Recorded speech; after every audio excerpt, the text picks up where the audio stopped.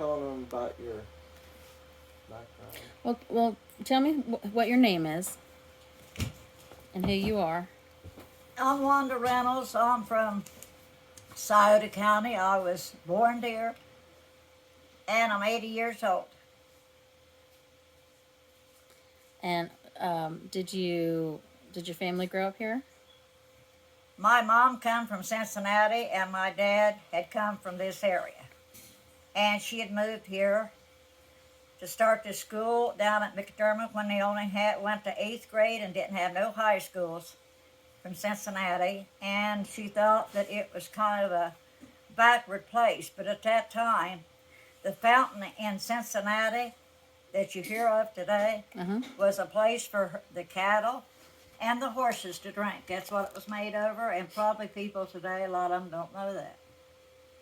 It was a farm area.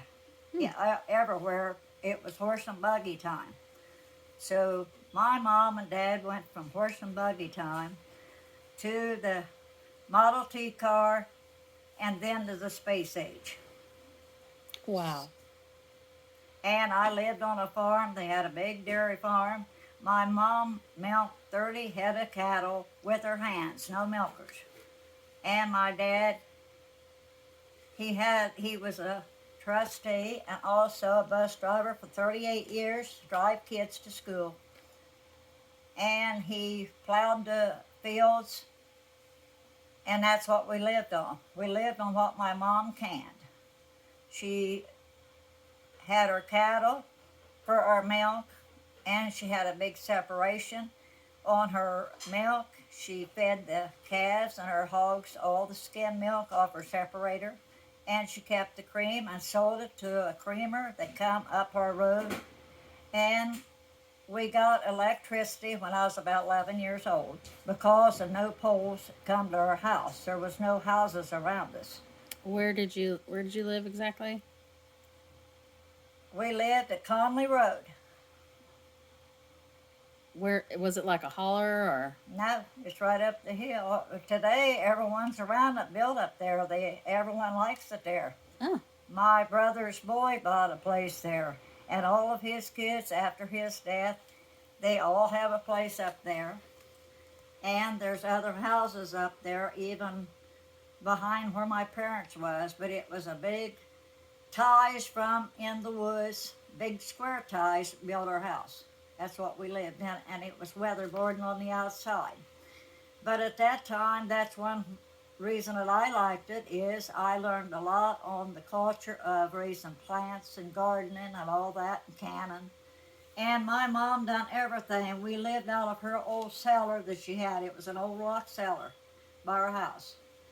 And she canned all the berries that we could go black picking with. I went with her, blackberry picking and all that. And then she raised everything out of her garden to can. And apple butter outside in a big copper kettle. And that's about the way that we lived. Well, what did you go to church, or did you have? We went to the Baptist church. My dad was a trustee of the church, and we went every Sunday in our Sunday meeting clothes to church, and it was a big thing for us. And at Easter time, everyone got together at our church for Easter Sunday.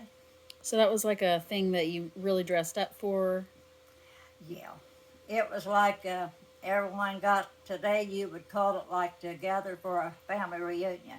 Okay. And then a lot of my mom's people was buried at Hoffer Hill, and her grandmother was the one, her and her brothers bought Hoffer Hill, the whole thing.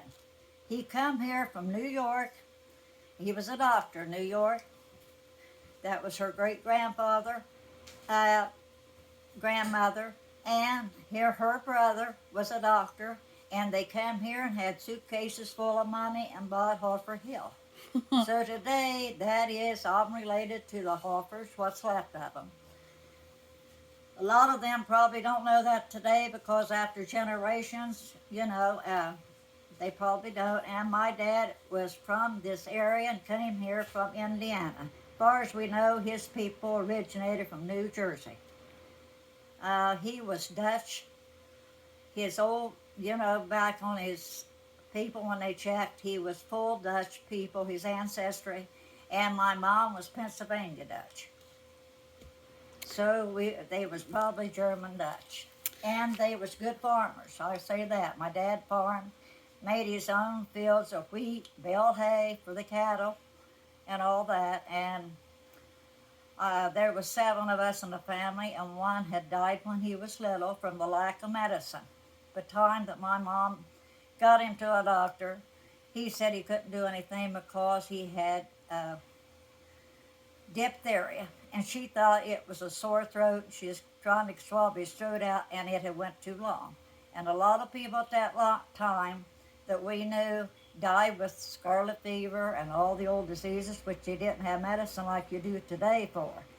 So it may not be nice today, but it is better than what I remembered about the medicine part. So what else would you like to know about schooling? Sure. And do you have any traditions, or Anyone? did you have any traditions that they may not know about now, or Well, superstitions? today I or... think they still have family reunions, and we gathered at Hopper Hill, that little church, for family reunions every year. And there was a lot of people, and then sometimes at lakes, different lakes, towards Columbus, where some of our people were. Do you guys have a lot of food? Did you have a lot of food? Oh, yeah. What kind of food did you guys? To take to the reunion, potato salad. It should be homemade potato salad from our, at home. We made everything. Baked beans, and we used the old white beans, with the real baked beans, put the bacon in it. And we also butchered in a big, it was walnut trees. We had 2 walnut trees out in our field, and they was a double. They had a double thing, and my dad always did butcher there, and hogs and all that. Did you have any special? There was no really. Now, what you may not see today, people when they marry have bellings and that.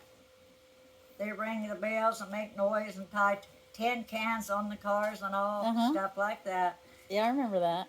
Well, they may not know that today. So. What about School? We had school 8 years at one school, and the high school was at another place.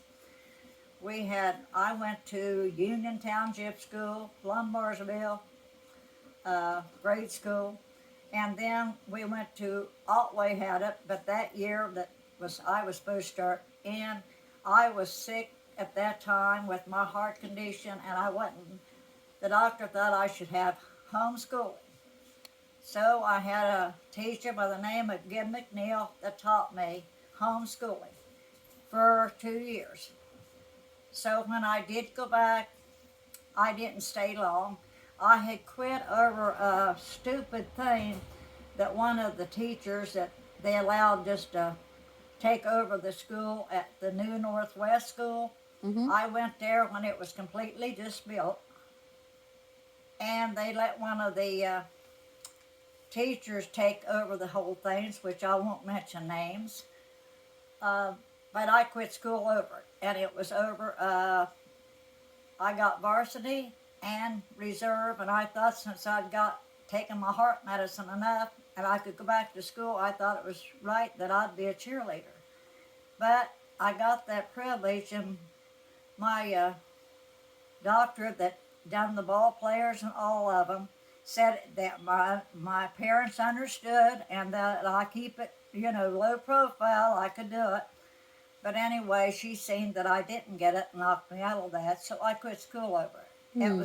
That was a bad thing to do, but at that time they didn't have too much going on who said what over the schools, even as much as what you have today. Which I hate to say that, because education was started in of being not as good as it should be.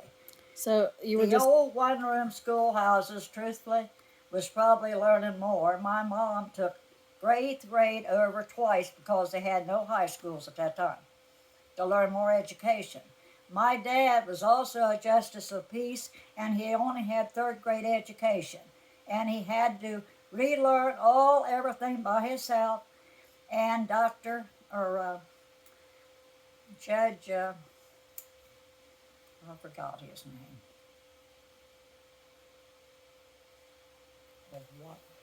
I'll think of it after this. Well, tell me about your family, like when you got married and how that. No, I didn't. They was all gone. See, my brothers, the older ones, was old enough to be my parents. 3 of them was old enough to be my parents. No, when I got married, and I moved to Cincinnati. How old were you? 16. Okay. How old was My your mom husband? married when she was 15, and my dad was 30.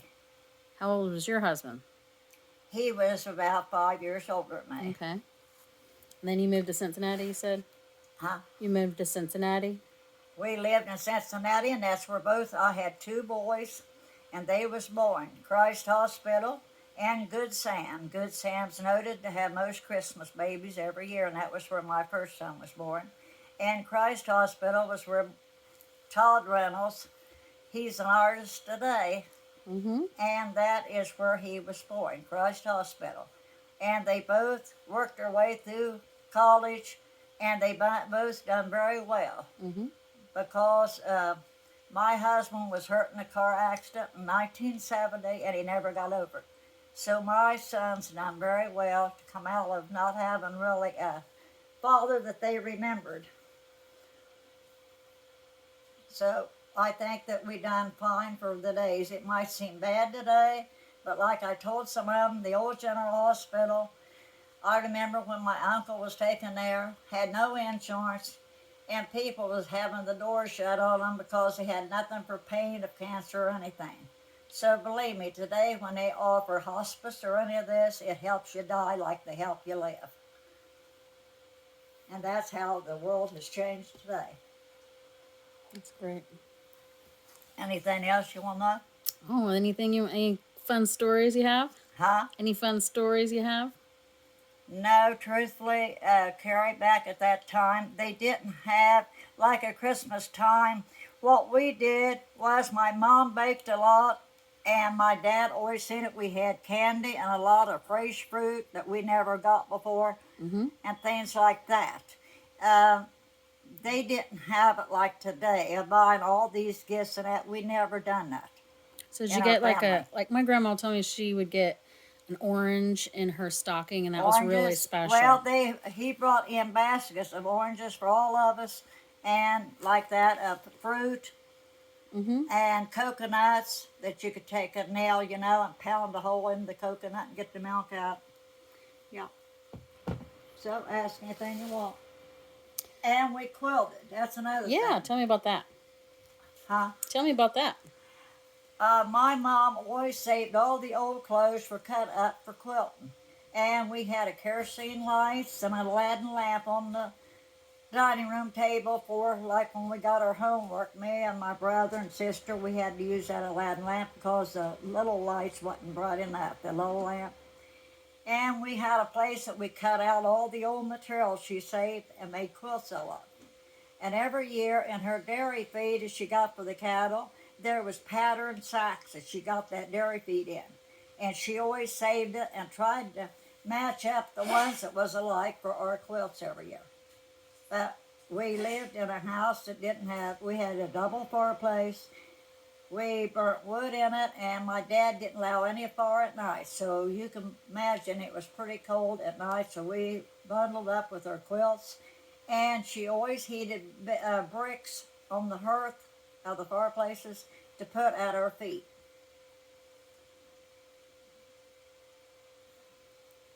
Was that a little different than they have today?